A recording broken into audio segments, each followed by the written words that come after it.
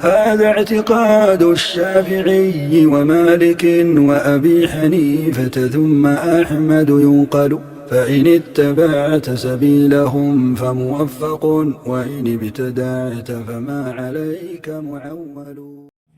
الحمد لله والصلاة والسلام على رسول الله وعلى آله وصحبه ومن والاه أما بعد السلام عليكم ورحمة الله وبركاته.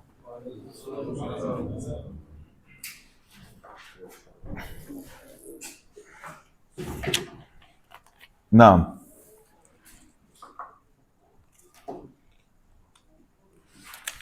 Donc nous allons continuer avec le cours de Usul al-Sunnah de Imam Ahmad ibn Hanbal, Imam Ahli Sunnati wal Jama'a. On s'était arrêté sur la parole wa anna Allah ta'ala yukallimuhu al-ibadu, ou encore yukallimu al-ibada. Chez vous c'est quoi? Yukallimu al-ibada yawm al-qiyamati laysa baynahum wa baynahu tarjuman aw turjuman aw tarjuman wa tasdiqu bihi. Donc il dit wa anna Allah ta'ala, et Allah subhanahu wa ta'ala yukallimul ibada, il s'adressera aux serviteurs yawm al-qiyamati, le jour de la résurrection, laysa baynahum wa baynahu turjuman, et il n'y aura pas baynahum, entre les serviteurs, wa baynahu et Allah subhanahu wa ta'ala, turjuman, un traducteur. Ok, le dabt, on peut dire turjuman, on peut dire tarjuman, on peut dire turjaman. Les trois sont valables. Donc, c'est tout simplement al-mutarjim. Il n'y aura pas entre Allah et ses serviteurs un interprète, quelqu'un qui va expliquer à l'autre ce qu'Allah subhanahu wa ta'ala est en train de dire. Donc, cela fait partie des fondements de la aqidah des gens de la sunna, le fait d'admettre qu'Allah subhanahu wa ta'ala s'adressera aux serviteurs sans interprète. Wa tasdiqu bihi, les gens de la sunna croient en la véracité de cela. Parmi les arguments, nous avons le hadith où le prophète sallallahu alayhi wa sallam, hadith rapporté par Imam al-Bukhari, le hadith de Adi ibn Hatim, où le prophète sallallahu alayhi wa sallam était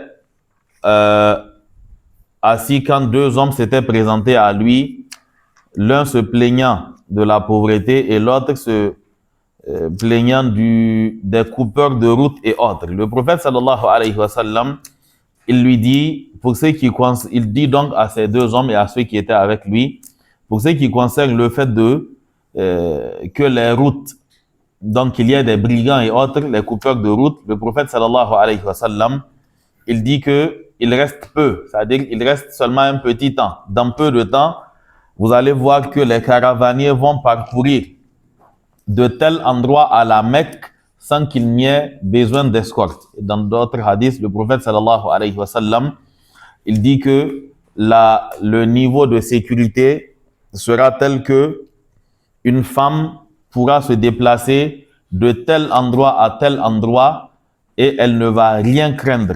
Et le berger fera le trajet, il ne va rien craindre si ce n'est le loup pour ses animaux. Bien entendu, le hadith ne signifie pas que la femme peut voyager seule. Non. Donc, il dit, pour ce qui concerne la pauvreté aussi, dans peu de temps, vous allez voir un homme faire le tour avec sa zakat sans trouver quelqu'un à qui l'offrir. Les savants disent que cela était arrivé au temps de Omar ibn Abdelaziz. C'est ça? Non.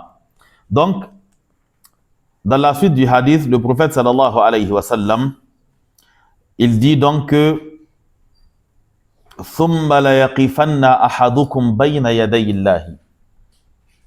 Il est en train de leur dire que les calamités de la vie d'ici-bas que vous êtes en train de vivre sont éphémères. Dans peu de temps, tel problème va disparaître. Et tel autre aussi va disparaître. Ça, c'est pas un problème. Mais après tout cela, لَيَقِفَنَّ أَحَدُكُمْ بَيْنَ يَدَيِ اللَّهِ. Chacun de vous se tiendra devant Allah subhanahu wa ta'ala. لَيْسَ بَيْنَهُ وَبَيْنَهُ حِجَابٌ. Il n'y aura entre lui et Allah subhanahu wa ta'ala aucun voile. وَلَا تُرْجُمَانٌ يُتَرْجِمُ لَهُ. et il n'y aura aucun interprète qui sera là pour lui faire de la traduction. Et ensuite Allah dira à la personne, Alam utika malan, ne t'ai-je pas donné de l'argent? Fala yaqulanna, et l'homme dira bala. Thumma la yaqulanna, et Allah dira à cet homme-là, Alam ursil ilayka rasula, ne t'ai-je pas envoyé un messager? Fala yaqulanna bala, l'homme dira, si tu m'as envoyé un messager, fayanzuru an yaminihi fala yara illa an-nar. Il regardera à sa droite et il ne verra que du feu. Thumma yanzuru an shimalihi, il regardera à sa gauche, fala yara illa an-nar, il ne verra que le feu. Donc le prophète sallallahu alayhi wa sallam, il nous rappelle donc dans ce hadith que les situations de problèmes et autres, les calamités, toutes ces choses-là sont éphémères. Il y a une situation qui est plus compliquée quand Allah te mettra debout devant lui pour te poser ces questions. Et donc, le prophète nous dit, فَلْيَتَّقِيَنَّ أَحَدُكُمُ النَّارَ. Et donc, que chacun d'entre vous mette une barrière entre lui et le feu, وَلَوْ بِشِقِّ تَمْرَةٍ, ne serait-ce qu'avec un morceau de date, c'est-à-dire l'autre partie de la date, quoi. Il dit, فَإِلْ لَمْ يَجِدْ, s'il ne trouve pas de date, فَبِكَلِمَةٍ طَيِّبَةٍ, alors que la personne fasse tout pour échapper à l'enfer, ne serait-ce qu'avec une bonne parole. Comme l'a dit le prophète sallallahu alayhi wa sallam, la bonne parole est une aumône, وَتَبَسُّمُكَ فِي وَجْهِ أَخِيكَ صَدَقَةً. Et même le fait que tu souris à ton frère, c'est aussi une aumône. Naam. Ibn Taymiyyah, rahimahullah ta'ala, dans son Majmu' al-Fatawa, il nous dit le hadith où le prophète sallallahu alayhi wa sallam dit ma minkum min ahadin illa sayukallimuhu rabbuhu laysa baynahu wa baynahu turjumanun yutarjimu lah.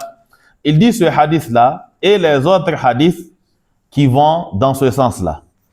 Il dit halatna am lam tahulna, que ces hadiths là nous effrayent ou pas, dans le sens de leur sens, que leur sens nous paraissent bizarres ou pas. Il dit balaghatna am lam tablughna, que ces hadiths nous parviennent ou pas. Il dit que ça ne change rien. I'tiqaduna fiha wa fil ayil waridati fi sifati. Il dit pour tous ceux qui concernent ces genres de hadiths ainsi que les versets parlant d'Allah subhanahu wa ta'ala, anna naqbaluha, nous les acceptons. Si Allah dit qu'il va s'adresser à ses serviteurs et qu'il n'y aura pas d'interprète, on ne va pas réfléchir sur comment ça va se passer.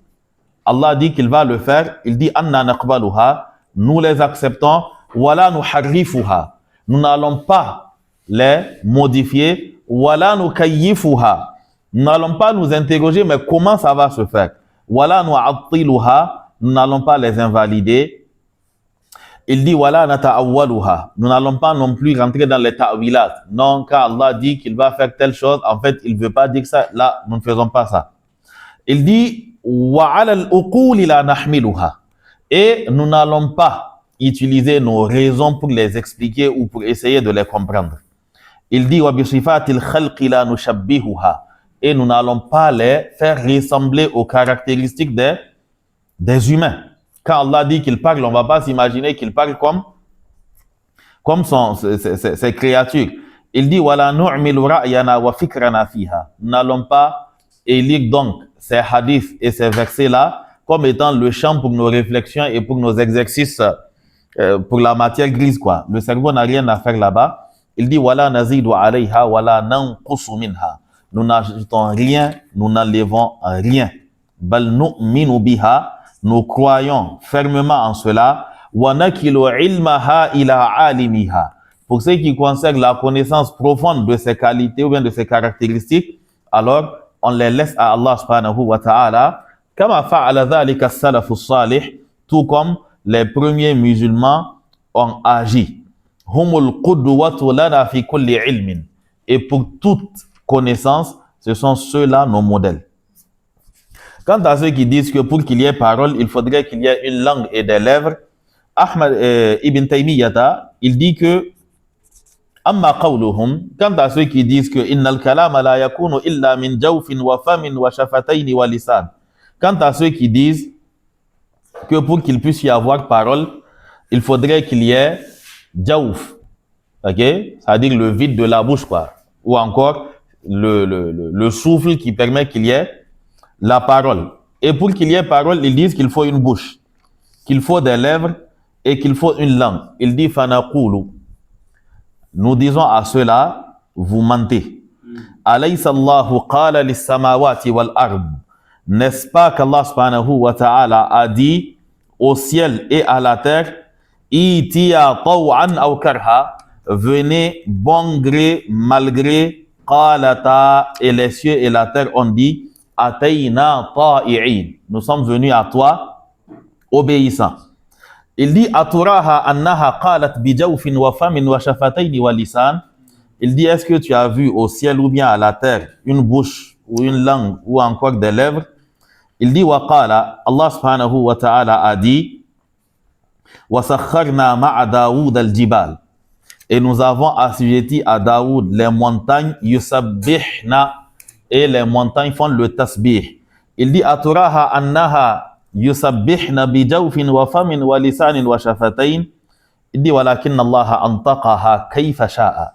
Mais Allah les a fait parler comme il veut. Wa kadhalika Allahu takallama kayfa sha'a. Et il en est de même. Allah aussi, il parle comme il veut. Min ghayri an naqula jawfun wala famun wala shafatani wala lisan. Il dit sans qu'on ait à dire qu'il y a eu ventre, bouche, lèvres ou encore langue. Son élève Ibn al-Qayyim, fi Sawa'iq al-Mursala, dans son document qu'il a appelé La foudre qui a été envoyée, donc c'est un titre de livre, quand tu les entends, tu sais que il a appelé le document As-Sawa'iq al-Mursala. As-Sawa'iq, c'est le jam de As-Sa'iqa qui signifie foudre ou encore, c'est-à-dire tout ce qui ressemble à foudre, d'atsawa, d'éclair, tout ça. Al-Mursala. Donc, c'est une foudre qui est envoyée à al-Mu'attila, qui est envoyée sur ceux qui démentent donc les attributs d'Allah subhanahu wa ta'ala. Il dit, je pense que les propos de Ibn Taymiyyah suffisent, qu'on n'a pas besoin de citer ceux de Ibn al-Qayyim. Ala kulli hal, quand on dit qu'Allah subhanahu wa ta'ala s'adressera à son serviteur, Allah le fera. Et tu n'as pas à réfléchir sur le comment de la chose, parce que Allah subhanahu wa ta'ala, il fait comme il veut. Et comme quand l'homme va s'étonner, car Allah subhanahu wa ta'ala, il dit que, et quand ils viendront devant nous, leur peau, leurs ouïes, ainsi que d'autres éléments vont témoigner contre eux. Allah dit qu'ils diront وَقَالُوا لِجُلُودِهِمْ لِمَ شَهِدْتُمْ عَلَيْنَا. Ils diront à leur peau, mais pourquoi vous avez témoigné contre nous? Quelle a été la réponse? أَنْطَقَنَا اللَّهُ الَّذِي أَنْطَقَ كُلَّ شَيْءٍ. C'est Allah qui nous a fait parler et c'est Allah qui fait parler toutes choses. Vous voyez, l'hérésie vient toujours du fait que tu te confies une mission qu'Allah ne t'a pas confiée et qu'ensuite tu utilises des méthodes non conventionnelles. Allah s'est décrit dans le Coran et dans les hadiths du prophète sallallahu alayhi wa sallam, le prophète nous a rapporté ses attributs. Il y a des gens qui se sont donnés pour mission de montrer qu'Allah ne ressemble pas à ses créatures. Pourtant, Allah l'a déjà fait. Allah dit « Laysa kamithlihi shay'un » rien ne lui ressemble. Allah dit « Hal ta'lamu lahu samiyya » est-ce que tu connais quelqu'un qui a les noms d'Allah subhanahu wa ta'ala? Donc la barrière, elle est déjà claire. Mais eux, ils sont rentrés dans quelle logique? Partout où il y a similitude entre les noms des attributs, ils disent que ça, Allah ne peut pas l'avoir. Pourquoi? Parce que les humains ont ça. Parce que telle créature a ça. Tu as une tête. Le serpent en a aussi. Le mouton en a. Okay? La mouche aussi. Okay? Et même ton chargeur, tu lui trouves une tête. Tu dis que la tête de ton chargeur est gâtée. Okay? Les têtes sont nombreuses. Mais c'est juste le nom qu'ils ont en commun.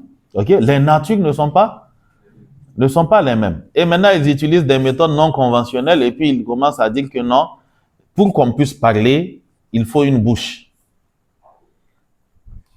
Et Ibn Taymiyyah leur dit que le ciel a parlé, où est sa bouche? La terre aussi a parlé, où est sa bouche? À moins que tu ne dises qu'ils n'ont pas parlé. Et là, tu deviens mécréant parce que tu vas démentir le verset. Donc, souvent, en réalité, c'est être faible d'esprit. Ça veut dire que c'est étaler ton ignorance au grand jour que de dire que pour parler, il faut une bouche. Ça, c'est toi. Et le problème, c'est que tu es en train de comparer les autres créatures à toi, ta personne. Et pire encore, tu as pris Allah pour le comparer à toi, ta personne. Parce que toi, pour parler, il te faut une bouche. Alors, quand on dit qu'Allah parle, tu t'imagines que vous êtes dans la même situation. OK? Donc, le croyant ne rentre pas dans ces choses-là. Les compagnons étaient là quand le prophète sallallahu alayhi wa sallam leur a dit « Méfiez-vous de l'enfer. Faites tout pour échapper à l'enfer. Parce que vous allez vous tenir devant Allah et Allah va vous poser telle question et telle question et telle question. Faites tout ce que vous pouvez pour ne pas vous retrouver dans la situation de l'homme qui ne verra que le feu à droite et à gauche. » Sur quelle partie de la parole les compagnons se sont apaisantis? Là où on leur a dit, faites tout pour ne pas vous retrouver dans cette situation-là. Faites tout pour échapper à l'enfer. Mais ceux-là, ils se sont apaisantis sur, mais est-ce qu'il va réellement nous parler? Et puis, comment il va nous parler? OK? Au lieu de, on ne vous a pas demandé. Cette partie ne vous concerne pas. La partie qui vous concerne, c'est quand on vous a dit, faites tout pour échapper à l'enfer. Le fait qu'on dise qu'il va vous parler, il va vous parler. OK? Qu'Allah subhanahu wa ta'ala nous préserve de l'égarement. Naam. Je cite les propos de Ibn al-Qayyim, juste la partie qui nous intéresse. Ibn al-Qayyim, il dit que Allah subhanahu wa ta'ala, dans le hadith, quand le prophète sallallahu alayhi wa sallam, il dit qu'il n'y aura pas entre Allah et les serviteurs un voile ni un interprète. Il s'agit de différencier donc la posture d'Allah subhanahu wa ta'ala des postures des rois. Ok? Il dit que le hadith qui dit que ma minkum illa man sayukallimuhu rabbuhu laysa baynahu wa baynahu turjuman. Il dit yutarjimu lahu wa la hijaba yahjubuhu. Il dit falamma kana taklimul muluki qad yaqa'u biwasitati at-turjuman wa min wara'i al-hijab azala hadha al-wahma min al-afham. Étant donné que les rois, quand ils parlent souvent, c'est de derrière un voile, c'est-à-dire que tu ne le verras pas. Okay? Il est de l'autre côté de la pièce, il y a un voile, tu l'entendras, mais tu ne le verras pas. Ou encore, il ne parle pas, c'est-à-dire qu'il dit, comme ceux qui font l'échec du soufisme, c'est-à-dire qu'il dit à quelqu'un et puis l'autre, c'est Kouné. Ok? Allez, lui, il ne parle pas. Lui, ce n'est pas tout le monde qui doit entendre sa voix. Donc, il chuchote quelque chose à celui qui est assis à côté. Maintenant, c'est lui qui crie. Il dit qu'étant donné que cela fait partie des habitudes des rois, Allah subhanahu wa ta'ala, il a levé carrément cette imagination-là. Il n'y a rien de tout cela.